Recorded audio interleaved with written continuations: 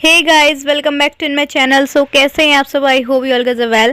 सो दोस्तों, आज की इस वीडियो में मैं आपको इन्वायरमेंटल साइंस का चैप्टर 1 एक्सप्लेन करने वाली हूँ, introduction to environmental studies.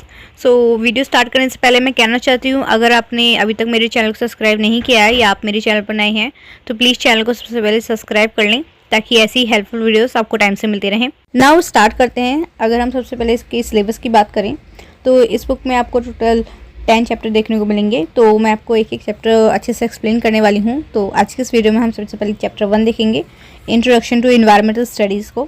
Now start करते हैं इसके इंट्रोडक्शन के साथ।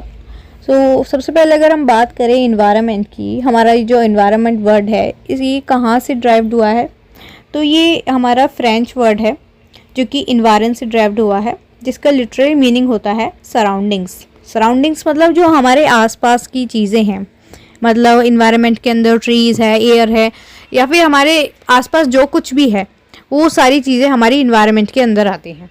सो जैसे कि आप एग्जांपल ले सकते हैं, चाहे वो लिविंग थिंग्स हो या फिर नॉन लिविंग थिंग्स हो, वो दोनों चीज़ ही हमारे इन्वायरमेंट के अंदर आती हैं। जैसे कि बायोटिक कंपोनेंट्स की बात करें तो उसके अंदर प्लांट्स, एनिमल्स, जो भी लिविंग थिंग्स होती हैं वो, और जो अबायोटिक होते हैं उनके अंदर एयर, वाटर, सनलाइट, ये सब आते हैं।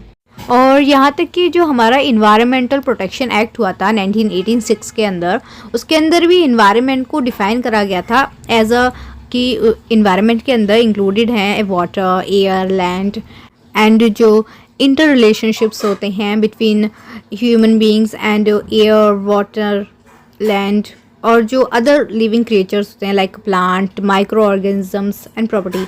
सो ये सारी चीज़ें हमारी इन्वायरमेंट के अंदर आती हैं। तो जैसे कि हम सभी जानते हैं कि हमें मतलब जितनी भी चीज़ें होती हैं, जितने भी गुड्स होते हैं, सर्विसेज होती हैं, जैसे कि उनके अंदर आती है clean air, clean water, food और मेडिसिन, और रॉ मटेरियल जो इंडस्ट्रीज़ में यूज़ होता है, और टूरिज़्म एक्सेट्रा, ये सारी चीज़ें हमें इन्वायरमेंट से मिलती हैं। So that we all know that कि जो एंथ्रोपोजेनिक एक्टिविटीज़ और जो अनसस्टेनेबल कंजप्शंस हो रहे हैं नेचुरल रिसोर्सेज के बाय ह्यूमंस, सो वो सिग्निफिकेंटली हमारे इन्वायरमेंट को डैमेज कर रही हैं। तो ये हमारी रिस्पॉन्सिबिलिटी है to protect our environment. So now हम स्टार्ट करते हैं अपने कंपोनेंट्स ऑफ इन्वायरमेंट से। सो अगर हम बात करें अपने अर्थ की, तो ये एक ऐसा प्लैनेट है पूरे यूनिवर्स में जहाँ पर लाइफ एग्जिस्ट करती है। अब वो लाइफ किस तरीके से एग्जिस्ट करती है, कैसे पॉसिबल लाइफ इस प्लैनेट पर, क्योंकि इस प्लैनेट पे हमारे बायोटिक और अबायोटिक कंपोनेंट्स के बीच जो हेल्थी इंट्रैक्शंस होते हैं, उनके फ्लो ऑफ एनर्जी की वजह से एक बायोजियो केमिकल साइकिल जो चलती रहती है, उसकी वजह से लाइफ चलती है। तो ये एक वेल डिफाइंड पाथ है जिसकी वजह से हमें पता चलता है कि जो लाइफ है वो किस तरीके से यहाँ पे एग्जिस्ट करती है और कैसे चलती है। तो अगर मैं आपको समझाने के लिए एक एग्जांपल देती हूँ कि जो ट्रीज़ होते हैं, ट्रीज़ क्या करते हैं, वो ऑक्सीजन छोड़ते हैं, और हम ह्यूमंस क्या करते हैं, हम कार्बन डाइऑक्साइड छोड़ते हैं। तो क्या होता है, जो कार्बन डाइऑक्साइड है वो तो ट्रीज़ लेते हैं, और जो ऑक्सीजन है वो हम ह्यूमंस लेते हैं। तो इस तरीके जो ये बायोटिक और अबायोटिक के बीच जो इंट्रैक्शन हुआ है, ये जो एक हेल्थी इंट्रैक्शन है, इसकी वजह से लाइफ एग्जिस्ट करती है, ठीक है, इस प्लैनेट पर।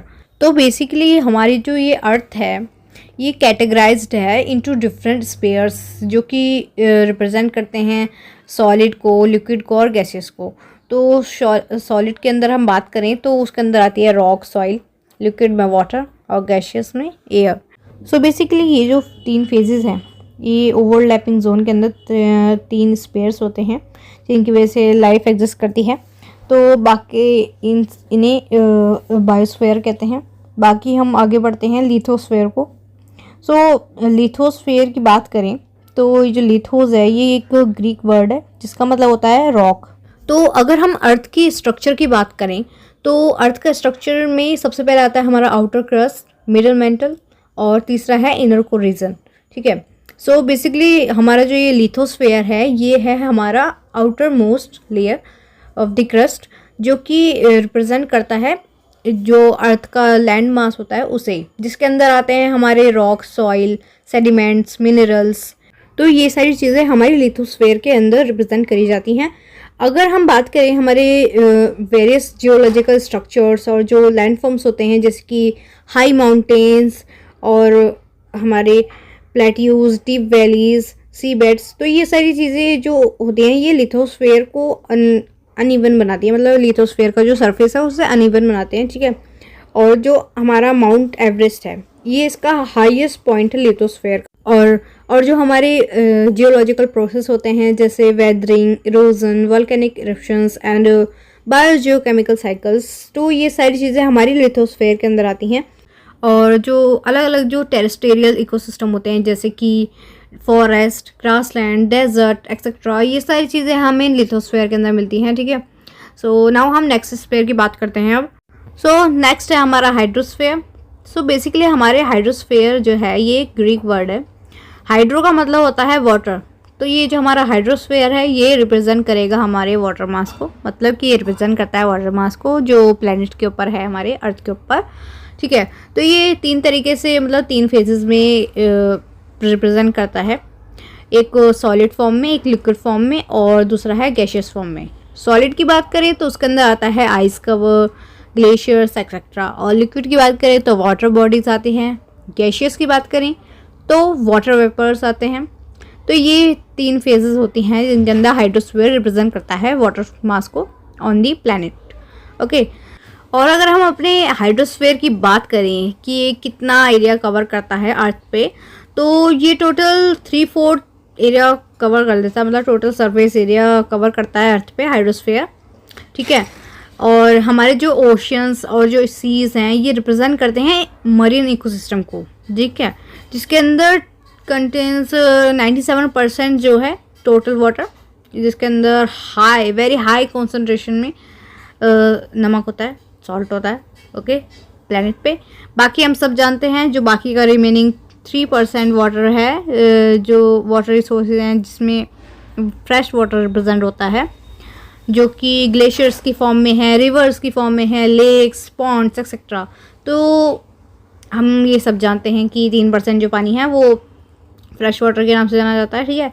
सो हाइड्रोस्फीयर जो है हमारा ये एक ऐसा इंटीग्रल पार्ट है हमारी वाटर साइकिल का, जो बहुत ही मेन, मतलब कि क्रूशियल रोल प्ले करता है in maintaining normal climatic, meteorological, physical, chemical, biological functions जो भी अर्थ पे होते हैं, ठीक है। और जो हमारे ये ओशंस और सीज होते हैं ये एक लार्जेस्ट सिंक है for of a carbon in the environment, मतलब कि कार्बन जो आता है वो इन्वायरमेंट के अंदर सबसे ज़्यादा ओशन और सीज से आता है, ठीक है। सो नाउ हमारा नेक्स्ट है एटमॉस्फेयर। सो बेसिकली हमारा जो ये एटमॉस्फेयर है ये ग्रीक वर्ड है एटमोस, जिसका मतलब होता है वेपर, ओके। सो बेसिकली हमारा जो एटमॉस्फेयर होता है ये होता क्या है, तो ये गैसेस की लेयर होती है, मतलब कि जो हमारी अर्थ के सराउंड गैसेस होती हैं, ठीक है। जैसे कि अगर हम बात करें नाइट्रोजन, ऑक्सीजन, आर्गन और कार्बन डाइऑक्साइड, ये सारी चीज़ें जितनी भी ये लेयर ऑफ गैसेस होती हैं ये हमारे एटमॉस्फेयर के अंदर आती हैं। और हम ये जो एटमॉस्फेयर है ये हमें ब्रीदिंग एयर प्रोवाइड करता है और हमें हार्मफुल रेडिएशन से शील्ड करता है, और जो प्लैनेट का जो टेम्परेचर होता है उसे रेगुलेट करने में हेल्प करता है ये बेसिकली, ठीक है। सो नाउ अगर हम इसके कंपोजिशंस और स्ट्रक्चर्स की बात करें, सो सबसे पहले हम इसका गैशियस एनवेलप को समझते हैं। जो एटमॉस्फेयर है वो हम सब जानते हैं मिक्सचर ऑफ गैसेस है, ठीक है। तो सबसे पहले जो प्राइमरली होता है वो होता है नाइट्रोजन जो 78% है, एंड नेक्स्ट जो है हमारा ऑक्सीजन 21%, और बाकी के जो हमारे स्मॉलर अमाउंट में जो अदर गैसेस हैं जैसे कि आर्गन, कार्बन डाइऑक्साइड और जो वाटर वेपर होते हैं, ठीक है। तो ये हमारा गैशियस एनवेलप होता है। सो नाउ हमें समझना है नेक्स्ट लैप्स रेट को। लैप्स रेट क्या होता है, तो बेसिकली जो rate of change of temperature होता है विद द एल्टीट्यूड वो होता है लैप्स रेट, ठीक है। मतलब कि जब टेम्परेचर चेंज होता है एल्टीट्यूड के साथ उसे लैप्स रेट कहा जाता है। तो बेसिकली हमारा जो एटमॉस्फेयर है ये मेजर 4 लेयर्स में स्ट्रक्चरफाइड है, ठीक है, जिसके अंदर हमारा टेम्परेचर डिक्रीज़ होता है और इंक्रीज़ होता है। तो जहाँ पे डिक्रीज़ होता है वो तो होता है हमारा नेगेटिव लैप्स रेट, ठीक है, और हमारा जो इंक्रीज़ होता है, मतलब टेम्परेचर जब इंक्रीज़ होता है वो होता है पॉजिटिव लैप्स रेट। तो अब हम जानेंगे हमारे एटमॉस्फेरिक लेयर्स के बारे में। तो बेसिकली हमारी सबसे पहली लेयर है ट्रोपोस्फियर। ओके, सो ये लोएस्ट लेयर होती है एटमॉस्फेयर की, जहाँ पर वेदर फिनोमेना अक्कर होते हैं। ओके, सो टेम्परेचर जनरली यहाँ पर डिक्रीज रहता है विद एल्टीट्यूड, जो कि नेगेटिव लैप्स रेट में आता है। जैसे कि हमने ऊपर पढ़ा था कि जब डिक्रीज होता है टेम्परेचर, जब नेगेटिव लैप्स रेट होता है, और जब इंक्रीज होता है जब पॉजिटिव में होता है लैप्स रेट। ओके, सो ये जो ट्रोपोस्फेयर है, बेसिकली इसकी जो अपर बाउंड्री होती है ट्रोपोस्फेयर की, ये इसे ट्रोपोपॉज के नाम से भी जाना जाता है। ओके, और अगर हम बात करें इसके जो एल्टीट्यूड होता है ट्रोपोस्फेयर का, ये वेरीज करता है from 16 kilometre at the equator to 8 kilometre at the pole. Okay, so इतनी जानकारी काफ़ी है ट्रोपोस्फेयर के बारे में। वैसे इतना ज़्यादा इम्पोर्टेंट है नहीं ये, बट बुक में दिया है इसलिए मैंने आपको समझा दिया है। और दूसरा है हमारा स्ट्रेटोस्फेयर। सो इसके बारे में जानेंगे।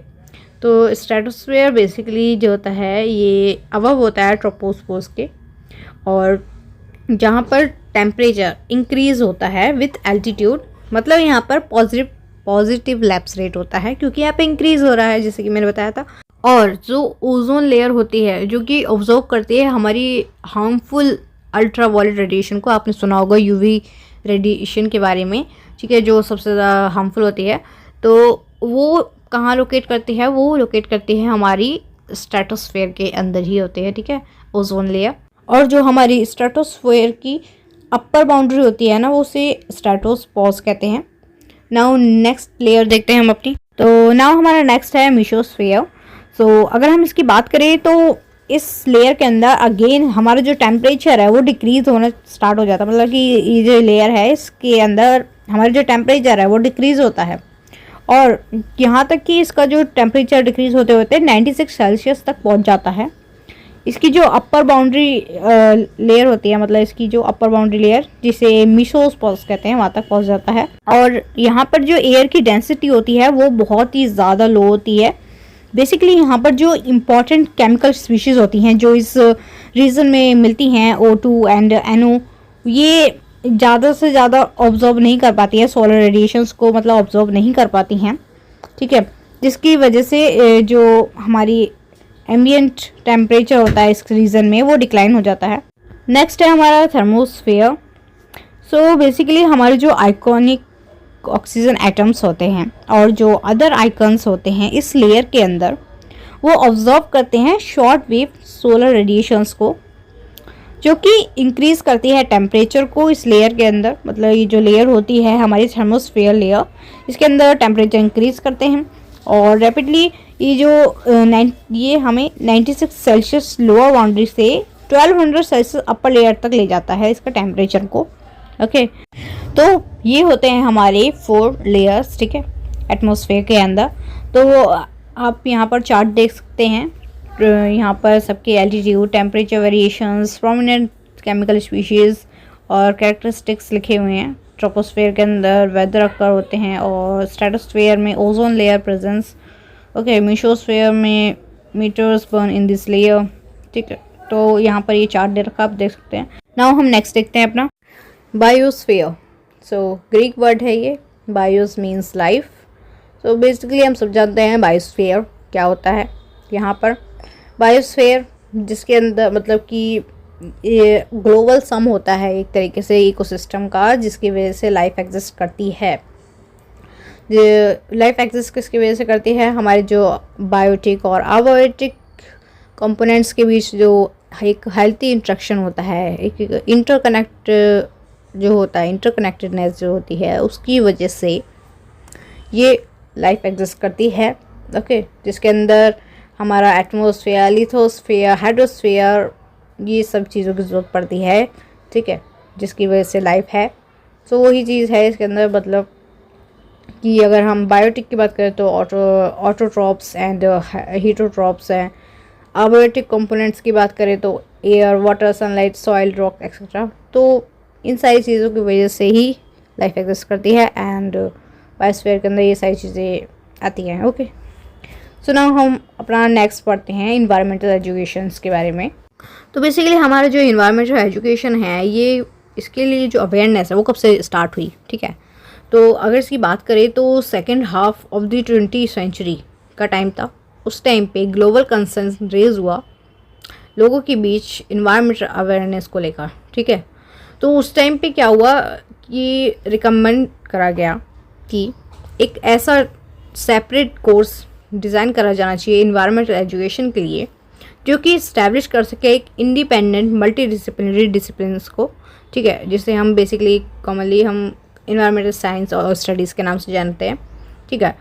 तो इसके पीछे का जो ऑब्जेक्टिव था वो ये था कि लोग इससे अवेयर होंगे कि क्या क्या प्रॉब्लम्स आ रही हैं इन्वायरमेंट के अंदर, और दूसरी चीज़ ये थी कि इससे लोगों को इन्वायरमेंट के लिए नॉलेज मिलेगी, मतलब इन्वायरमेंट के बारे में नॉलेज मिलेगी ज़्यादा से ज़्यादा। जैसे कि ये भी हमने जितना भी पढ़ाया है वो हमें इन्वायरमेंटल स्टडीज़ के थ्रू पता चला है, जैसे कि हमने अभी लिथोस्फेयर, हाइड्रोस्फेयर और बायोस्फेयर ये सब चीज़ें जैसे पढ़ी, इन चीज़ों की नॉलेज हमें मिली। तो यही ऑब्जेक्टिव था उस टाइम पे यूनेस्को का 1971 के अराउंड, ठीक है, कि इसे डिज़ाइन करा जाए इन्वायरमेंटल एजुकेशन को, ठीक है, ताकि जो इन्वायरमेंट से रिलेटेड जो कंसर्न है वो डेवलप हो सके, ओके, ताकि इन्वायरमेंट का भी ध्यान रख सकें लोग, और मतलब कि जो इन्वायरमेंट को डैमेज हो रहा था वो ना हो, जो हम पॉल्यूशन वगैरह फैला रहे थे इंडस्ट्रीज़ के थ्रू और जो ट्रीज़ काटे जा रहे थे, तो उस चीज़ को मतलब एक बैलेंस में लाने के लिए लोगों को अवेयर करने के लिए इन्वायरमेंट से, ठीक है, इन्वायरमेंट की प्रॉब्लम्स के, तो ये इन्वायरमेंटल एजुकेशन को लाया गया for motivating the public to participate in environmental protections. मतलब कि उस टाइम पे लोगों को अवेयर करना, मतलब कि उनको मोटिवेट करा ताकि वो लोग इन्वायरमेंट प्रोटेक्शन एक्ट्स में और इन्वायरमेंट को इम्प्रूव करने में पार्टिसिपेट करें ज़्यादा से ज़्यादा, ठीक है। और उस टाइम पे ही यूनेस्को और यूनिपी ने जॉइंटली ऑर्गेनाइज करा एक फर्स्ट इंटर गवर्नमेंटल कॉन्फ्रेंस को ऑन इन्वायरमेंटल एजुकेशन इन 1977 में इन तबिलिसी जॉर्जिया में, ठीक है। तो उस कॉन्फ्रेंस का गोल बेसिकली क्या था, वो थी क्लियर अवेयरनेस और कंसर्न अबाउट इकोनॉमी, वहाँ की social, political, ecological interdependence in urban and rural areas. So ये तो कुछ गोल्स थे उनके।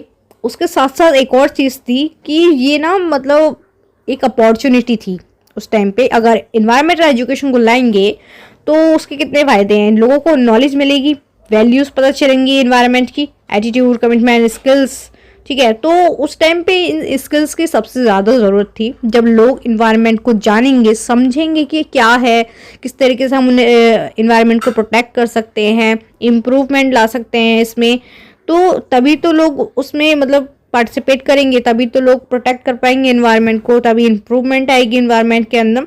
तो ये एक बहुत बड़ी अपॉर्चुनिटी थी, ठीक है। तो इसीलिए ये जो कॉन्फ्रेंस रखी गई थी यही उसके गोल थे। और एक और चीज़ थी कि to create new pattern of behaviour individuals में, ग्रुप्स में और जो सोसाइटी है उसमें as a whole towards the environment, एक नया बिहेवियर, एक नया पैटर्न क्रिएट होगा इस एजुकेशन से, ठीक है, इन्वायरमेंटल एजुकेशन से। तो ये जो इन्वायरमेंटल एजुकेशन का जो ऑब्जेक्टिव था ये कैटेगराइज था। सबसे पहले अवेयरनेस थी, ठीक है, to help social groups and individuals acquire awareness and sensitive total जो इन्वायरमेंट में जो एलाइड प्रॉब्लम्स हैं, ठीक है, सारी चीज़ें उन सब के लिए अवेयर करने के लिए। दूसरा क्या था, नॉलेज मिलेगी। मैंने बता दिया, आप जब एजुकेशन लेंगे किसी भी चीज़ की तो ऑब्वियसली बात है उसकी नॉलेज मिलेगी आपको, उसकी उससे रिलेटेड अंडरस्टैंडिंग्स बढ़ेंगी, ठीक है, स्किल्स बढ़ेंगी और एक्सपीरियंस मिलेंगे, ठीक है। और जो एटीट्यूड्स, मतलब कि जो लोग हैं उनको एक जो वैल्यू होती है, जो फीलिंग होती है, कंसर्न होता है अपने इन्वायरमेंट को बचाने के लिए, जो मोटिवेशन मिलेगी उन्हें इस एजुकेशन से, ठीक है। तो ये उनके कुछ ऑब्जेक्टिव से। दूसरा स्किल्स थी, पार्टिसिपेशन से। नाउ अगर हम बात करें कि इन्वायरमेंटल एजुकेशन इंडिया के अंदर किस तरीके से आई, क्या क्या हुआ। तो इंडिया के अंदर भी काफ़ी सिग्निफिकेंट स्टेप्स लिए गए टू प्रोपोगेट इन्वायरमेंटल एजुकेशन, ठीक है। तो at the post graduation level पर और इन्वायरमेंटल एजुकेशन को स्टार्ट करा गया मैनी सेंट्रल और स्टेट यूनिवर्सिटीज़ के अंदर 1985-2000 तक। तो ये जब तक तो सिर्फ पोस्ट ग्रेजुएशन लेवल तक था। उसके बाद 1991 के अंदर सुप्रीम कोर्ट ने इंडिया में मतलब कि एक historical ruling to implement environmental education at all levels and इस इन्वायरमेंटल एजुकेशन को डायरेक्शंस देने के लिए ये एक कंपलसरी पेपर बना दिया गया for all streams at undergraduate level Indian universities के अंदर, ठीक है। सो नाउ हम नेक्स्ट टॉपिक देखते हैं अपना, difference between environmental science and environmental studies. तो इन्वायरमेंटल साइंस और इन्वायरमेंटल स्टडीज़ के बीच का डिफरेंस हमें जानना है। तो बेसिकली हमारा जो इन्वायरमेंटल स्टडीज़ होता है ये इन्वायरमेंट की स्टडी के बारे में होता है, मतलब कि मल्टी डिसिप्लिनरी सब्जेक्ट होता है जिसके अंदर हमें अलग अलग डायमेंशन से, मतलब scientific, social, culture, economic, political etcetera, मतलब अलग अलग डायमेंशन से इन्वायरमेंटल को पढ़ाया जाता है, ठीक है। और जो अलग अलग इश्यूज़ हैं, चैलेंजेस हैं, ये सारी चीज़ों के सॉल्यूशंस किस तरीके से निकल सकते हैं, और जो ह्यूमन इन्वायरमेंट इंटरेक्शंस, और ये जो सारी चीज़ें जो स्टडी हैं इन सब के जो रिज़ल्ट हैं वो माइक्रो और मैक्रो लेवल दोनों लेवल पे पढ़ाया जाता है इन्वायरमेंटल स्टडीज़ के अंदर, ठीक है। अगर हम बात करें इन्वायरमेंटल साइंस की अब, तो बेसिकली जो हमारा इन्वायरमेंटल साइंस है ये स्ट्रिक्टली डील करता है एक साइंटिफिक एस्पेक्ट्स में, ठीक है, जो कि साइंटिफिक एस्पेक्ट्स होते हैं इन्वायरमेंट के, और ये मतलब जो कॉम्प्लेक्स प्रॉब्लम्स होती हैं, टेंजिबल सॉल्यूशंस, जहाँ पे इन्वायरमेंटल स्टडीज़ की ज़रूरत पड़ती है, उसके साथ साथ जो साइंटिफिक एस्पेक्ट्स होते हैं उसके साथ डील करता है। तो वहाँ पर socio economic, culture, traditional, legislative, historical dimension, जो भी इन्वायरमेंटल इश्यूज़ होते हैं वो सब कुछ इन्वायरमेंटल साइंस के थ्रू सॉल्व करे जाते हैं, ठीक है। ओके, सो एक एग्जांपल लेकर समझाती हूँ। सपोज कि एक रिवर है जो कि गंदी हो गई है पूरी तरीके से वेस्ट वाटर की वजह से, ठीक है। वेस्ट चीज़ें उसके अंदर डाली जा रही हैं, मतलब जो उसके अंदर गंदा पानी छोड़ा जा रहा है, ठीक है, उस रिवर में, उसकी वजह से वो गंदा हो रहा है। अब जो स्टूडेंट्स हैं इन्वायरमेंटल साइंस के, वो क्या करेंगे, वो ऑब्जर्व करेंगे उसके कॉजेज़, मतलब उसके क्या कारण रहे होंगे, उसके पीछे कि क्यों हो रही है ये इतनी पॉल्यूटेड, और उसके अंदर क्या दिक्कतें आ रही हैं। जैसे वो पता लगा रही है कि इसके अंदर बायोलॉजिकल चेंजेस क्या हो रहे हैं, केमिकल, और जो रिवर वाटर में जो इफ़ेक्ट्स आ रहे हैं जिनकी वजह से एक्वेटिक लाइफ को दिक्कत हो रही है, या फिर जो इकोसिस्टम है वो उसमें दिक्कत आ रही है, और जो साइंटिफिक मिटिगेशन जो मेज़र करते हैं रिवर पॉल्यूशन को।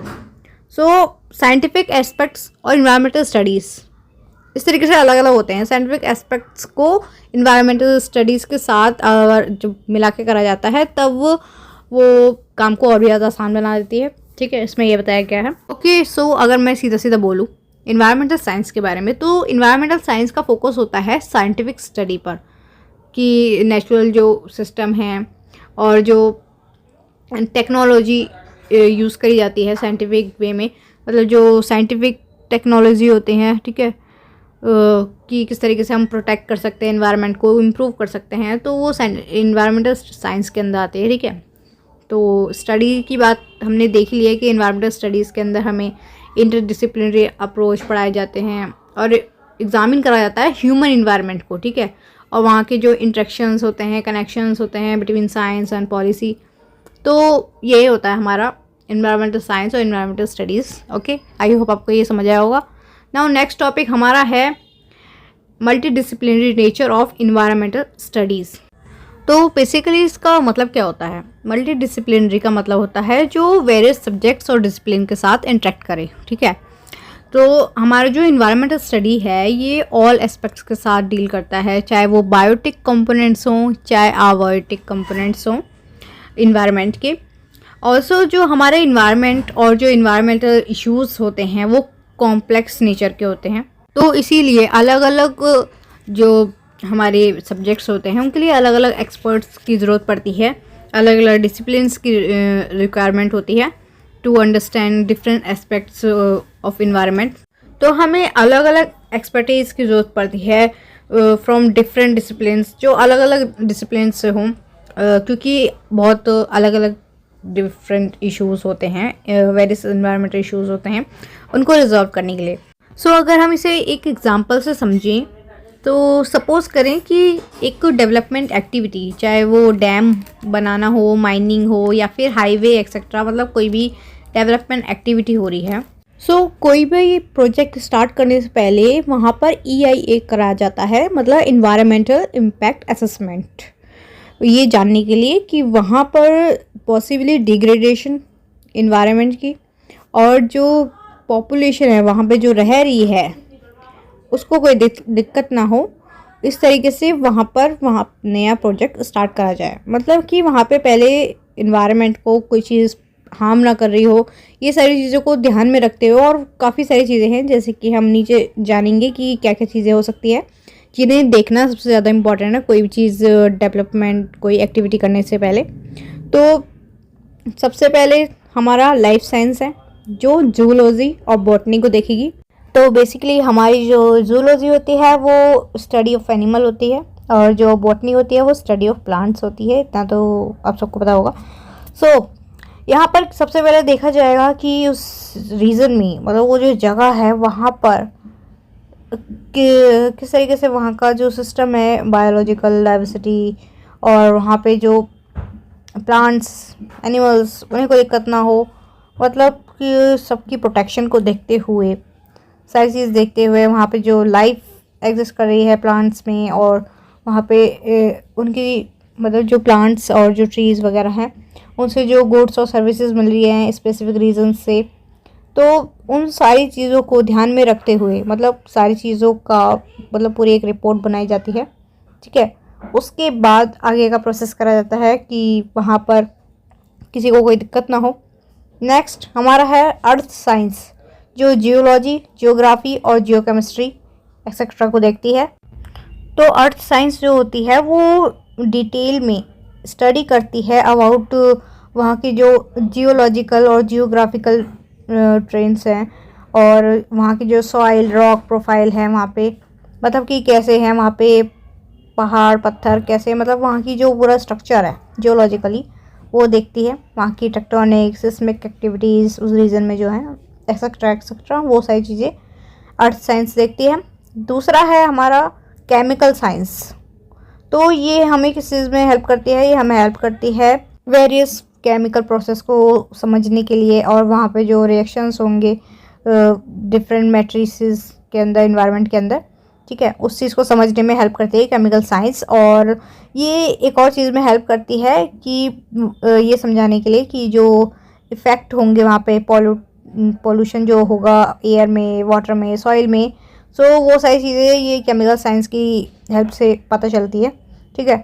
और दूसरी जो है हमारी एंथ्रोपोलॉजी, जो कि हिस्ट्री एंड आर्कोलॉजी है, ठीक है। तो ये क्या करती है, ये हिस्टोरिकल आर्कोलॉजिकल इम्पोर्टेंस जो होती है वहाँ पे, जो मॉन्यूमेंट्स जो होते हैं, ट्राइबल जो पॉपुलेशन होती है, ट्रेडिशन होते हैं, प्रैक्टिसेस होती हैं उस रीजन की, और उस साइट पे जो कंस्ट्रक्शन होती है वो सारी चीज़ें ये देखती है। और जो हमारी सोशल साइंस है वो सोशोलॉजी और इकोनॉमिक को देखती है, जो सोशो इकोनॉमिक स्ट्रक्चर को देखती है, वहाँ के जो पॉपुलेशन है, वहाँ पे जो पॉसिबल चेंजेस होंगे उस डेवलपमेंट की वजह से, उस प्रोजेक्ट की वजह से क्या क्या चीज़ें हैं वो देखेगी। और दूसरी है हमारी लॉ एंड लीगल एस्पेक्ट्स, मतलब कि वहाँ पे जो लीगल बैकग्राउंड है ज़रूरत पड़ेगी उस जगह पर काम करने के लिए, ठीक है। मतलब जो परमिशन लेनी पड़ती है कोर्ट से कि आप यहाँ पर क्या चीज़ बना सकते हैं, मतलब क्या डेवलपमेंट कर सकते हैं, वो सारी चीज़ें ये देखेगी। और दूसरी है हमारी mathematics and computer modelling and statistics. So इसकी क्या ज़रूरत होती है हमें, इसकी हमें स्टैटिस्टिकल जो टूल होते हैं डिफरेंट और जो मॉडल्स टू स्टैटिस्टिकल होते हैं, जो डाटा हमें ज़रूरत पड़ती है, और जो हमारे न्यूमरस मैथमेटिकल और जो कंप्यूटेशनल जो मॉडल्स होते हैं डे टू डे लाइफ में, मतलब जो रिलेटेड टू एक्टिविटीज़ में काम आते हैं, जैसे कि मेट्रोलॉजिकल प्रिडिक्शंस में, तो उनमें ये काम आता है। ठीक है, ना हमारा नेक्स्ट टॉपिक है स्कोप्स और इम्पोर्टेंस इन्वायरमेंटल स्टडीज़ की। अगर हम बात करें, हमारा जो ये इन्वायरमेंटल स्टडीज़ है, ये इसके अंदर मल्टी डिसिप्लिनरी अप्रोच है टू द सब्जेक्ट, जो कि इम्प्लीमेंट होते हैं वाइड रेंज ऑफ एप्लीकेशंस और फील्ड्स में। ठीक है, एनवायरमेंटल अवेयरनेस में, एजुकेशन, कंजर्वेशंस। हमें सबको पता है इन्वायरमेंटल स्टडीज़ के अंदर बहुत सारी फील्ड्स हैं। ठीक है, ये इसका ये जो सब्जेक्ट्स हैं, इनके वास्ट स्कोप हैं, और जो एक्सपर्ट होते हैं on subject can serve numerous ways in different spheres of society. जो स्टूडेंट्स इस इन्वायरमेंटल स्टडीज़ के अंदर अपना करियर बनाना चाहता है, तो उसके अंदर बहुत सारे ऑप्शंस हैं उसके पास इन्वायरमेंटल साइंस के अंदर, स्टडीज़ के अंदर, क्योंकि इसके अंदर बहुत सारे हमें करियर ऑप्शन मिल जाते हैं। जैसे कि एकेडमिक, मतलब कि हम यूनिवर्सिटीज़ और स्कूल्स, कॉलेजेस और भी कई जगह मतलब ट्यूशन्स दे सकते हैं। ठीक है, under graduation, post graduation level पर, हर लेवल पर हम जो ये इन्वायरमेंटल स्टडीज़ है ये पढ़ा सकते हैं। और वर्ल्ड वाइड बहुत सारे ऐसे इंस्टीट्यूशंस, डिपार्टमेंट, सेंटर्स हैं जिन्होंने इस्टेब्लिश करा है ये सब्जेक्ट। ठीक है, और वहाँ पर आप टीचिंग ज्वाइन कर सकते हैं और नेक्स्ट जनरेशन को अवेयर कर सकते हैं इन्वायरमेंटल इश्यूज़ के बारे में, टेंजिबल सॉल्यूशंस के बारे में। और बहुत सारे डेडिकेटेड इंस्टीट्यूट्स हैं, लाइक WII देहरादून में है ये, और FRI Dehradun, IIFM Bhopal etcetera, जो कि इस्टेब्लिश करे गए हैं to propagate education in specialised field of the environment.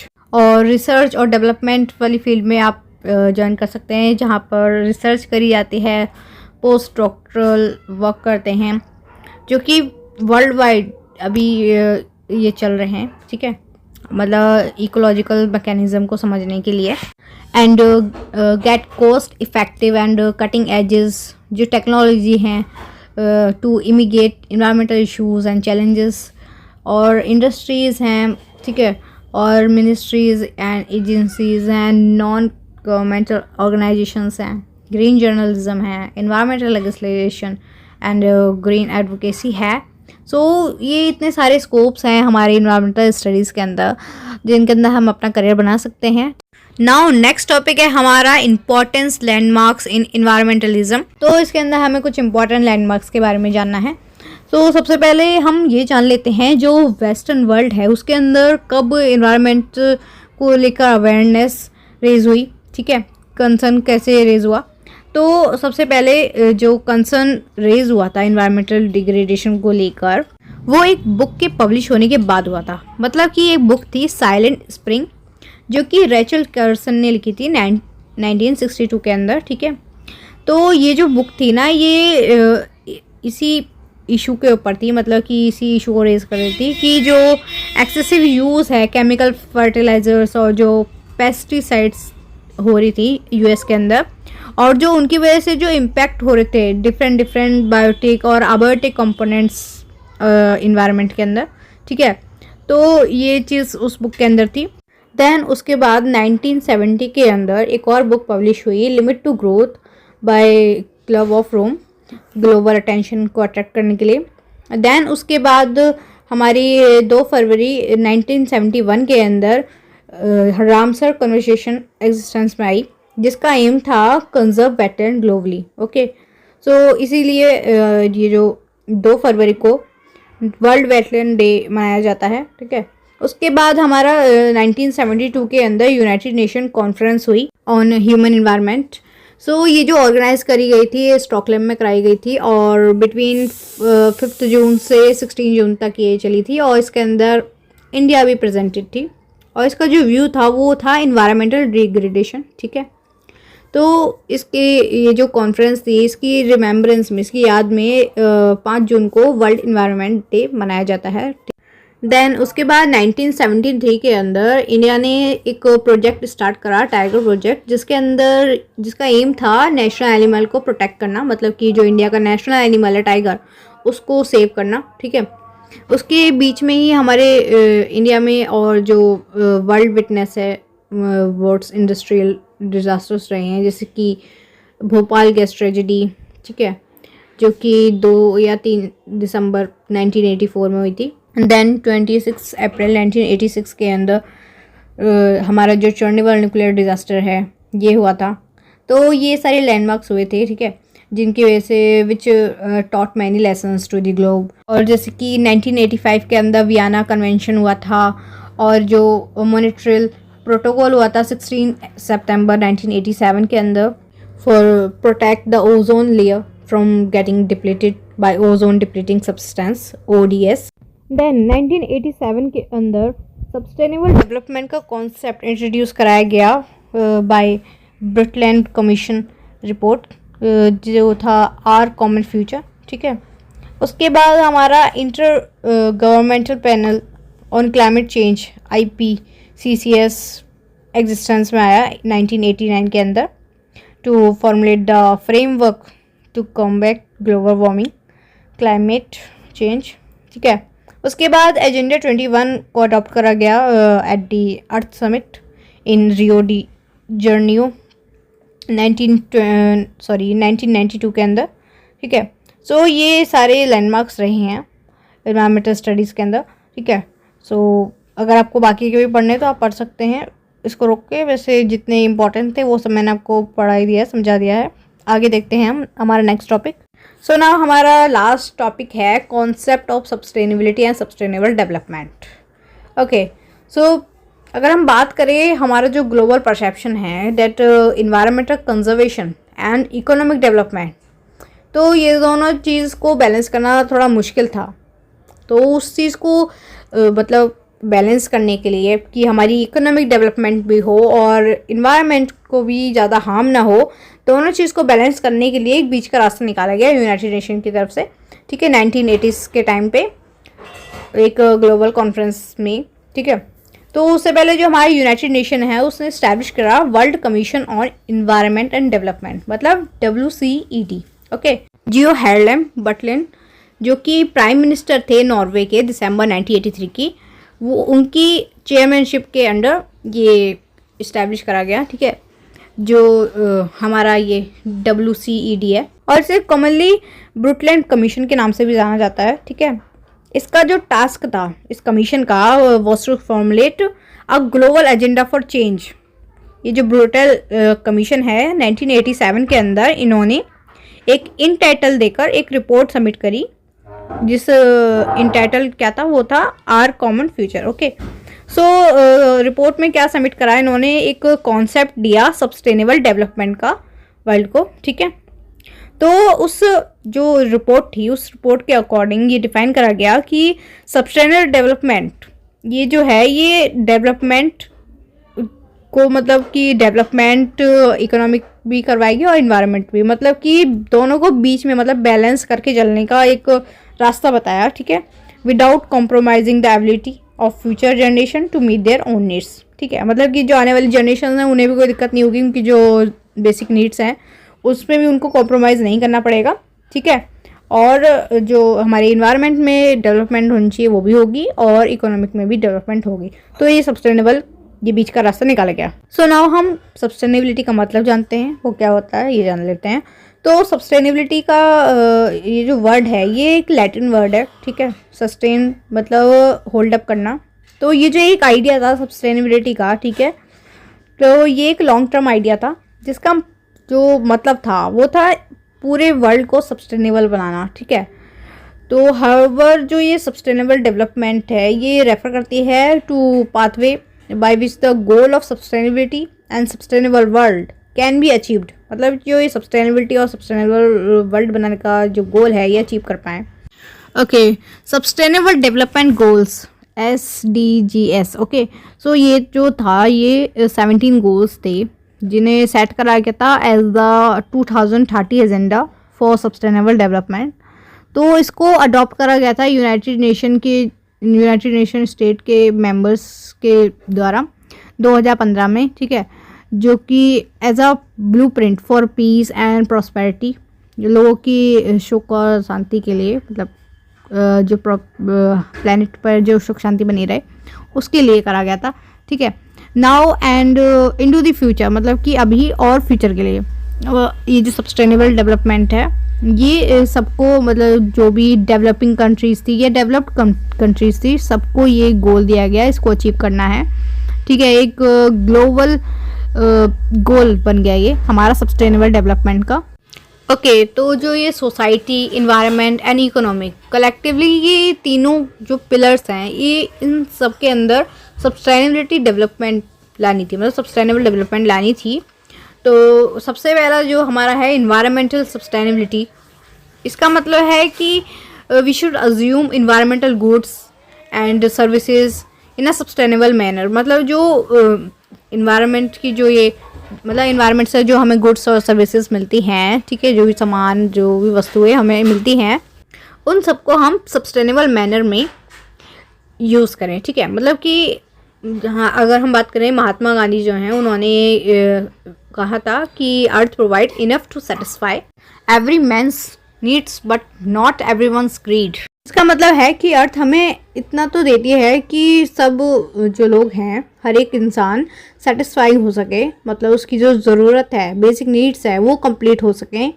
But जो अर्थ है वो किसी के लालच को कभी भी इनफ नहीं कर सकती, मतलब कभी भी ख़त्म नहीं कर सकती, क्योंकि लालच कभी ख़त्म नहीं होता। तो वही चीज़ है कि इसका मतलब ये है कि हमें उतनी ही चीज़ों का इस्तेमाल करना चाहिए, उतने ही गुड्स, उतनी सर्विसेज का यूज़ करें, ठीक है, जितना हमें ज़रूरत हो।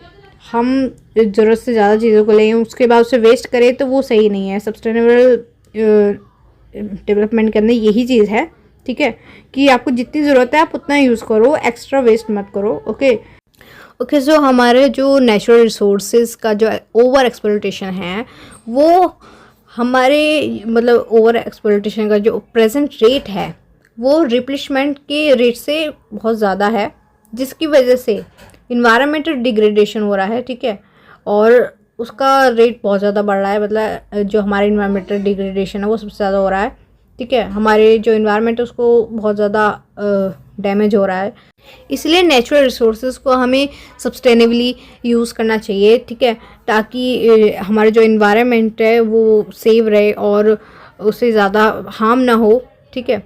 सो बेसिकली हमारा ये जो सस्टेनेबल डेवलपमेंट है, इसके जो गोल्स हैं, इसका जो 6 गोल है वो क्लीन वाटर और सैनिटेशन है। दूसरा जो हमारा 7th है वो है अफोर्डेबल एंड क्लीन एनर्जी, ठीक है, और जो 13 है वो क्लाइमेट एक्शन है, और 14 लाइफ ब्लो वाटर, 15 है लाइफ ऑन लैंड, जो कि इंडिकेट करती है इन्वायरमेंटल सस्टेनेबिलिटी को, ठीक है। नाउ नेक्स्ट है हमारा सोशल सस्टेनेबिलिटी, जो कि डिफाइन करता है हमारी सोसाइटी को as having fair and equal opportunities for its population and with gender equality, good health and education facilities, जो पीपल पार्टिसिपेट करते हैं नेशन बिल्डिंग्स में, ठीक है।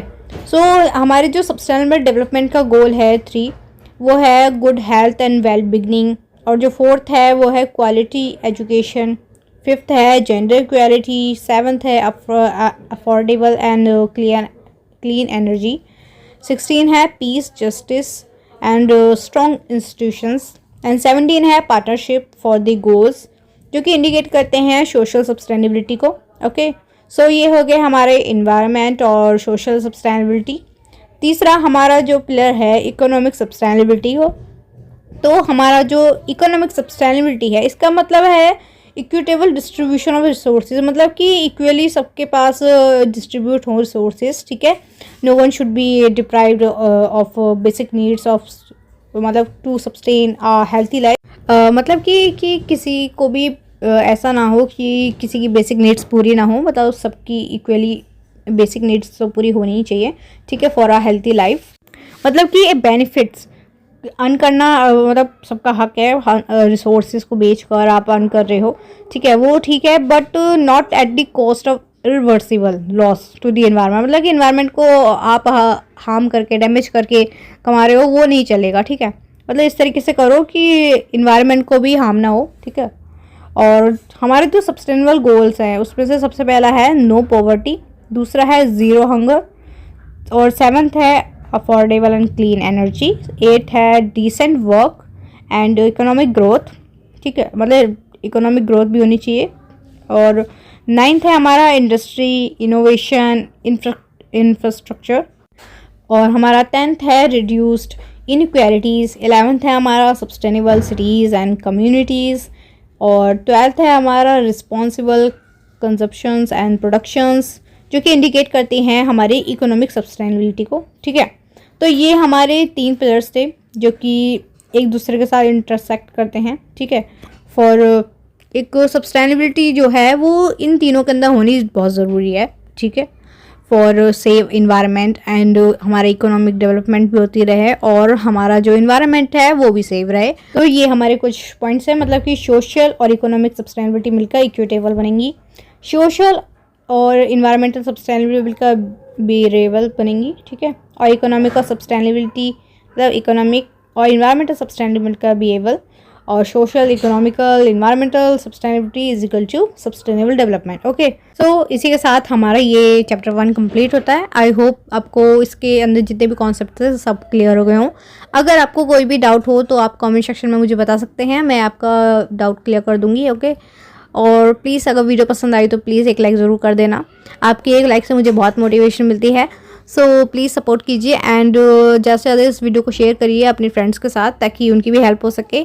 सो चैप्टर 1 तो हमारा कंप्लीट हो गया है। मैं अब नेक्स्ट वीडियो आपकी चैप्टर 2 की लाने वाली हूँ। वैसे तो मैंने इसकी एक वन शॉट वीडियो बना रखी है जिसके अंदर मैंने आपके इन्वायरमेंट के पूरे 10 चैप्टर समझा रखे हैं, बट इन शॉर्ट, क्योंकि वो एग्ज़ाम के लिए ही ठीक है, ठीक है। लेकिन ये जो हमारे चैप्टर्स में आपको अलग अलग समझाने वाली हूँ, ये पूरे डीप में समझाने वाली, मतलब अच्छे से समझाने वाली हूँ ताकि आपकी एक एक चीज़ क्लियर हो सके, क्योंकि अभी एग्जाम में टाइम है तो आप इन्हें आराम से पढ़ सकते हैं और अपने सारे डाउट क्लियर कर सकते हैं। ये ज़्यादा आपके लिए बेटर होगा, आप ज़्यादा से ज़्यादा एग्जाम में स्कोर कर पाओगे अगर आप इन चैप्टर्स को अलग अलग पढ़ोगे।